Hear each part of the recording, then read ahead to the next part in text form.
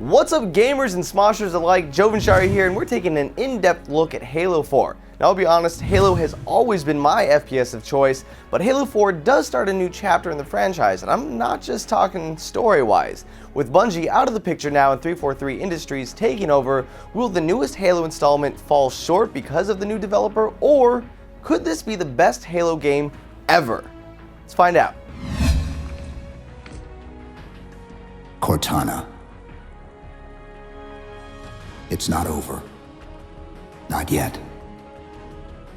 Starting with the story, it does feel good to be playing as Master Chief again. Now, yes, this game stays epic the entire time, but still, it felt like it was a bit lacking overall. But that doesn't mean it didn't affect you as a gamer. Normally, Halo would be about Master Chief.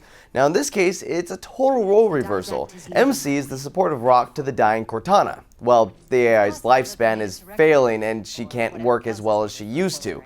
Honestly, at times she kinda just reminded me of a crazy ex-girlfriend you were just waiting for the right time to break up with. I will not allow you to leave this planet! Cortana. But as emotional as this game can get, it still felt like it was lacking in the overall story arc. Now, one thing I really did enjoy about this game is that there are so many ways to get through a scenario. Because the worlds are very normally open, you have the choice on how you want to attack the enemy. Do you run up the center, guns a-blazing, or sneak around the sides and flank the enemies as you see them? Because you have weapons lying all around the field, you may end up finding a new gun that could make your life a whole lot easier. Even just looking at the opening, I noticed the route I took was much different than how the other guys here played that opening stage. Now, speaking of the environment, this game was nothing less than breathtaking when it came to graphics. A beautiful world was created for us, and I found myself entering a new area and just doing a slow pan trying to take in all the sights that have been made. Some of the best graphics I've seen on the Xbox to date, actually. But to that note, I will also say that as beautiful as the graphics were, the effects themselves felt a bit lacking. It seemed as though moments when something exploded, you'd think you'd be showered with fire and rubble and pure destruction. All explosions just seemed to fall short. I think a little more time could have been spent on this small yet noticeable aspect of the game. By far, my favorite thing about Halo 4 was the sound. Seriously, the guns in this game sounded amazing. The Marine guns just blew me away. The sound they made packed so much of a punch, every bang and pop from them just sounded intimidating. Even the Covenant and new Promethean guns had a sound that made you think, yep, that's what this gun would sound like if it was real, lasers and all. I can't stress enough just how every sound in this entire game was perfect. 343's attention to detail can really be seen here. But where guns won in the sound category, I will say that the diversity of them was a minus.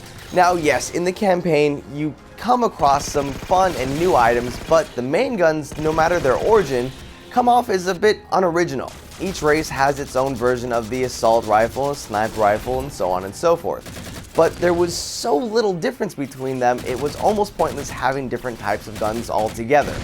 But we all know that an FPS game shines brightest in the multiplayer, and honestly 343 nailed it. It's definitely not the same Halo multiplayer you remember. It has picked up a few things from what makes the COD games great, but don't worry, it does fit into the Halo atmosphere perfectly.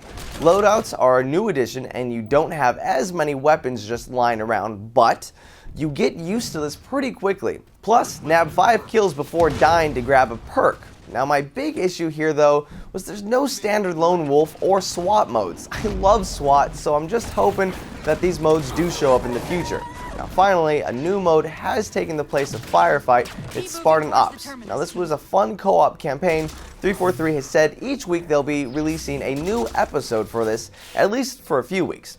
Now I don't think it has as much replayability as Firefight did, but it's still a blast. In short, Halo 4 was a blast to play. I found myself cheering as I was going through the stages, just killing everyone like a badass, and I got a bit choked up by the absolutely amazing voiceover work in this game. With all the great games that have come out this year, I'd say this may be the best Xbox game of 2012, even with the small misses I thought it had. So with that, I give this game 9 out of 10 Halos. So till the next time guys, I'm the Jovenshire, and you're watching Smosh Games.